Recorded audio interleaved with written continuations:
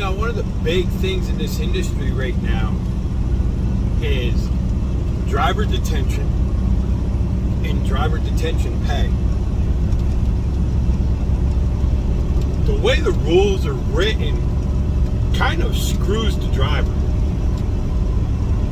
And right now, everybody's trying to fight for driver detention. But ironically, the most power, although the power does go all the way across the board, I'll explain it, but the most power right now lies with lease operators and company drivers. This what I'm about to explain also applies to owner-operators, but it varies in some things. When it comes to compensation. First, when you're on a dock getting loaded or unloaded and locked in detention, are you supposed to be on duty, off duty, driving, or sleeper berth? We get a pass on this from both the DOT and the CSA because we're allowed to go off duty or sleeper berth. And the reason they do that is to appease the lobbyists, because there's something that comes into play that drivers don't realize. As we all know, we have a 70-hour clock. We're allowed to work 14 hours a day. We have a split sleeper berth rule, which actually, it's a little bit easier today to understand than it was a couple of years ago, but it's still, it's a confusing rule. And it doesn't, with the ELDs, it doesn't always work, right? Because the ELDs don't even understand how the rule works, because the split sleeper berth is either sleeper berth or off duty, and the ELD doesn't understand that off duty the rule applies. But when you're on the dock getting loaded or unloaded, per regulation, you're supposed to be on duty. Now, like I said, the reason we get a pass on that is because that's actually not for our benefit. It looks like it's for our benefit, and if you're an owner-operator, it actually does work to your benefit. But the reality is, the reason that they give us a pass on that and let us get away with doing that is that that's a kickback to all the corporations. Because if you are a company driver, you're required by federal law to be compensated for all time you are working. Now, there's this shipping rule out there that they try to use to apply to drivers, but that rule only applies when you're off duty or in the sleeper berth. When you're on duty, the company is required to compensate you for that. See where this is going now, don't you? So if you're a company driver working for one of these big mega carriers, and when you went through your training with the mega carrier after you got out of school, and they taught you that you put yourself on duty when you check in, and then as soon as you get on the dock door, you put yourself in the sleeper berth, that's actually illegal. Like I said, we get a pass for it, but it's actually illegal. The reason they teach you to do that is so that they don't have to compensate you for on-duty time. Because see, there's a caveat with the detention. If you're a lease operator, an owner operator, or contractor, you suck that up. You suck up the detention time. But if you're a company driver, they have to compensate you for all time working. Which means they compensate you for your driving time, obviously, But under federal law, federal labor law, 14th Amendment actually, it's a constitutional law. It's not even just a federal law, it's in the Constitution. You have to be compensated for all time working. Now, for the lease operator, the owner operator, and the contractors, where the caveat comes in, is you can still burn these shippers and receivers, especially the shipper. The receiver, you're not going to be able to burn them as much, but the shipper, you can really burn the shipper by following federal regulation. Because here's what happens. You go into a shipper, you agree, because nowadays, you're not allowed to properly trip plan. It's drive as far as you can, as fast as you can, as hard as you can, till your hours run out, and then start it over exactly 10 hours later, so that you can get to the receiver on time, because that's how things are scheduled. So there's no proper trip planning anymore. There's no management of your hours anymore. But when you check into that shipper, you're on duty. Unless the shipper's going to let you leave and go watch a movie or go get dinner or go do whatever you want with your truck, because we have personal conveyance. So when you're off duty, you drop the trailer and you're allowed to go and gallivant around and wait for them to call you and tell you your load's ready. Unless they're willing to do that, you're on duty the whole time your trailer, actually you're on duty the whole time you're there, legally. You can legally go on duty the whole time you're there. Now, the downside, it screws up your 70-hour clock, because that time that you're spending there is going against your drive time. But it fucks over the shipper, because if the shipper holds you there for 8 hours, how far are you going to drive that day? Especially if you got to the shipper at the beginning of your day. Which means now you have to reschedule, not because of anything you did wrong, but because of the shipper's incompetence. And they have no choice but to allow you to reschedule that. And if there's a rescheduling fee, they have to pay the rescheduling fee, because they are the reason that this load is being rescheduled, not you. All you did was follow federal law. You followed FMCSA rules to the letter, which means you're not responsible for what they did. You cannot be held responsible for what the shipper does, unless you own the shipper. So let's say, for instance, when I was planning on buying my own truck, I was going to create Phoenix Rivendell Trucking. So, I have Phoenix Rivendell Trucking, and I decide, hey, you know what, to make things easier, I'm going to do a warehouse so I can do cross-docking stuff, and I can start really making some extra money there.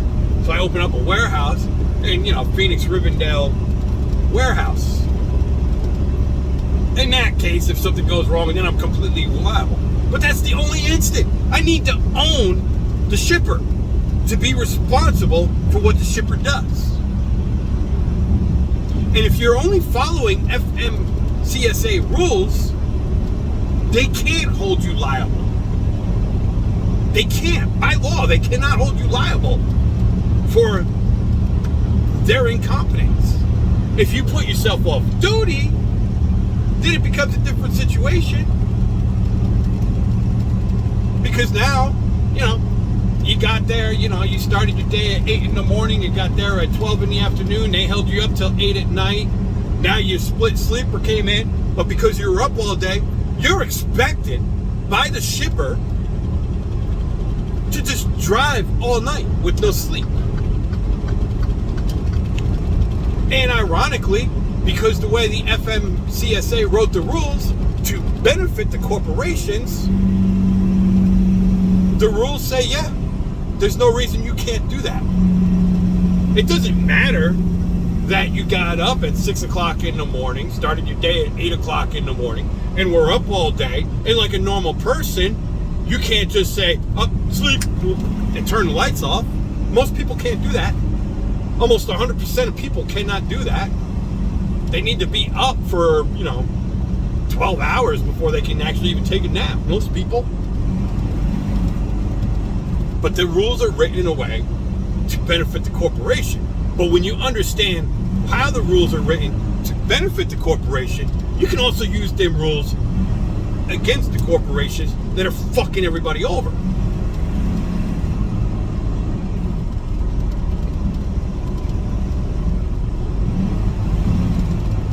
And what's going to happen is they're going to have to do one of two things. They're going to have to give in and start compensating detention, so that drivers, if drivers all start doing that, they need to start compensating detention, so that drivers will stop using the rules against them, the rules that they lobbied for and that they had written to benefit them are now backfiring against them.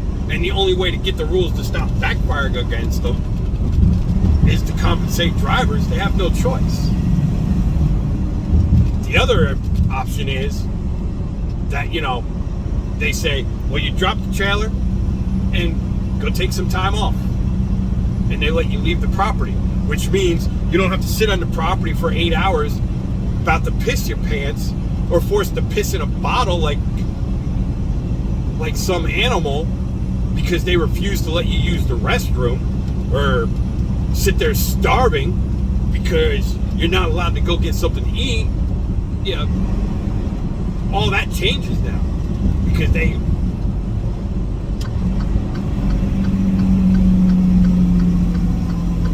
because you use the rules against them.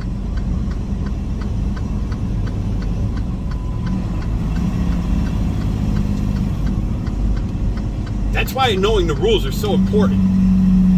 Even when you're breaking the rules, you should know the rules.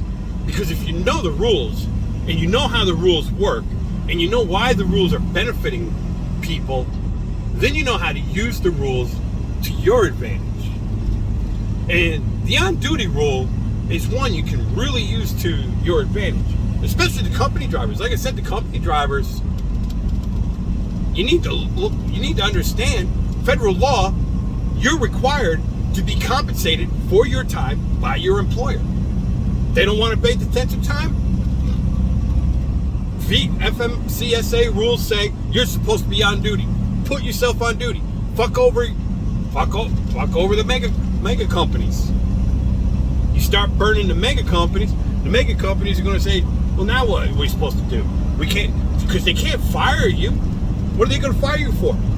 They're going to fire you for following the FMCSA rules? Literally, that's what they need to fire you for if you put yourself on duty. They're going to say, oh, that's against company policy. No, it's not against, no. Company policy does not rule with that. What you're saying is that's against your company's standard. But it is not company policy.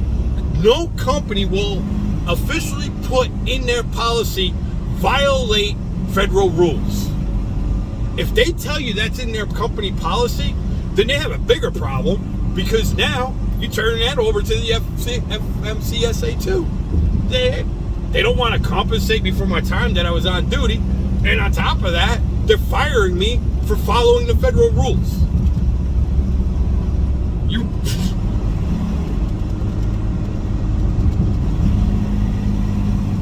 That's the only way that the detention war is going to be won.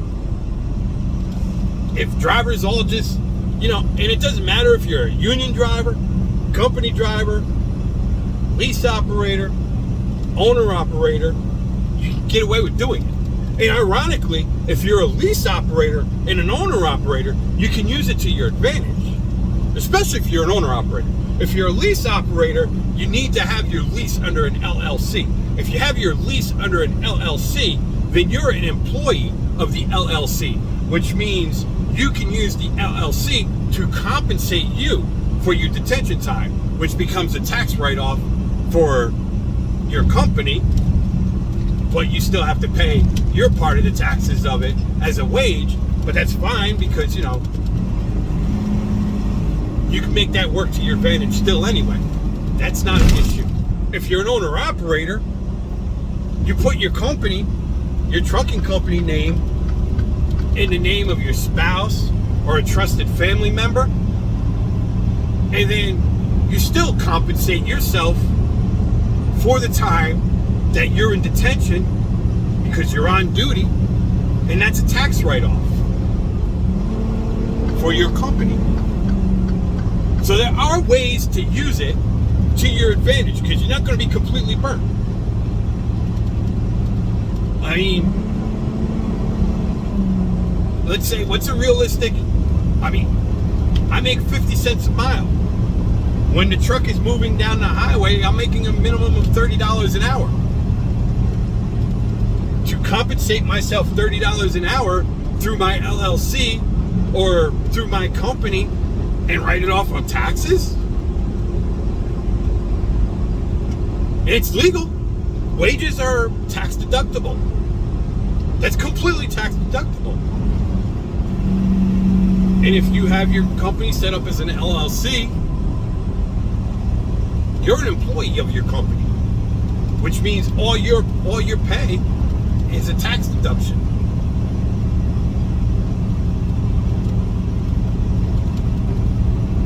So there is a way around it, and you can start burning the shippers. Like I said, burning the receivers is a little bit harder.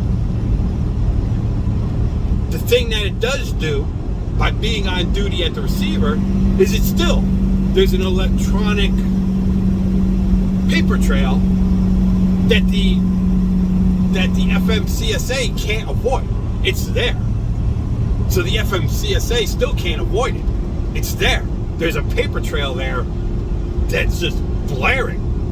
So it's still, if it's an issue with the receivers, it still completely shows up. They can't avoid it. They need to address it. At some point, they're going to have to start addressing it. Because what's going to happen is, since you're compensating yourself for all your time in detention as an owner-operator or a lease operator, as long as you have, like I said, you need that LLC. That's the big thing. But you're all that detention time, you're compensating all that. So, you're not really losing because it's all becoming tax write-offs. You don't even have to give yourself the money. You have to pay the taxes on it, but you don't even have to give yourself the money, even if you can't afford to pay yourself. It's still a tax write-off, so you're still paying yourself.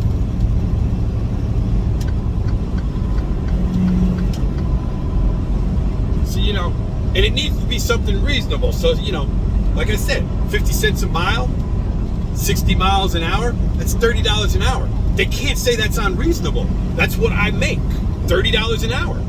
I'm being compensated my wage for excessive detention.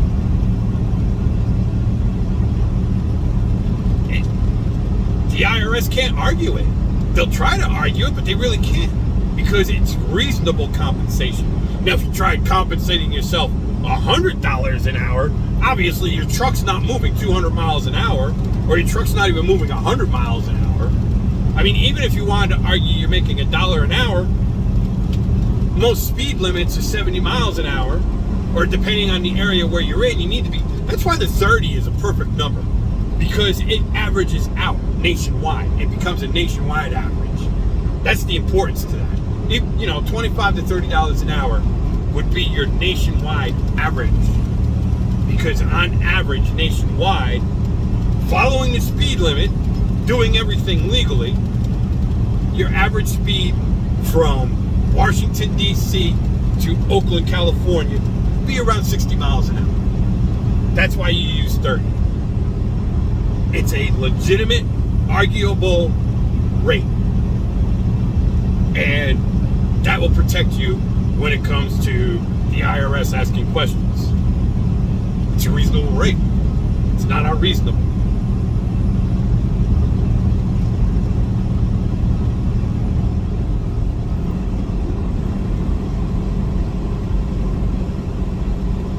But like I said, you have all that. Now you have the electronic paper trail there, and the FMCSA can't avoid it. But furthermore, right now, with all the headaches they're having, and with with shipping and all the freight back up, that's only going to complicate that. That's going to add to that issue. I mean, essentially what it is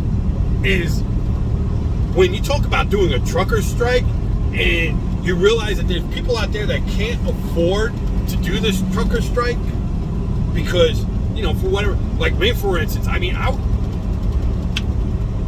would get on board with it. I would tell my company, hey, I'm getting on board with the trucker strike, and this is when I want to take my time off so that I can participate in the trucker strike, and I can plan my time off with the company, and they'd be on board with it. But I can't afford to do it right now because I pay alimony. I pay a ridiculous amount of alimony. I pay so much alimony, the court even admits I can't afford my alimony. Yet for some reason they put it on me. But that's how high my alimony is. At my alimony hearing, the judge said that alimony figure is ridiculous. Told my ex-wife, you're not getting that amount of alimony.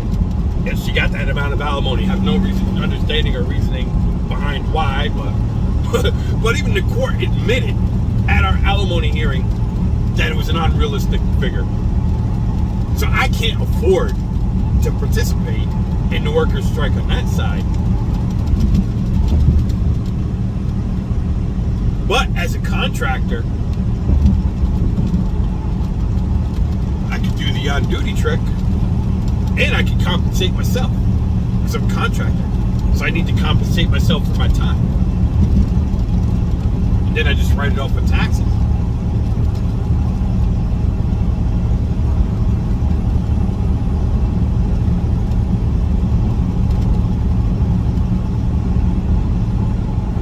And like I said,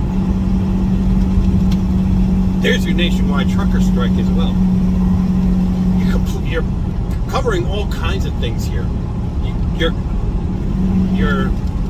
completing multiple goals.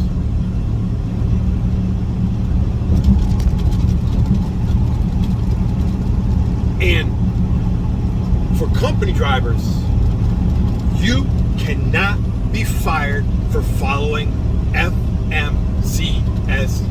rules. If you are fired for that, that is a violation.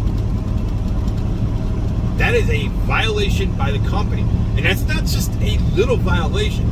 That is a major federal violation. The company is firing you for following the federal rules. That is illegal on so many levels.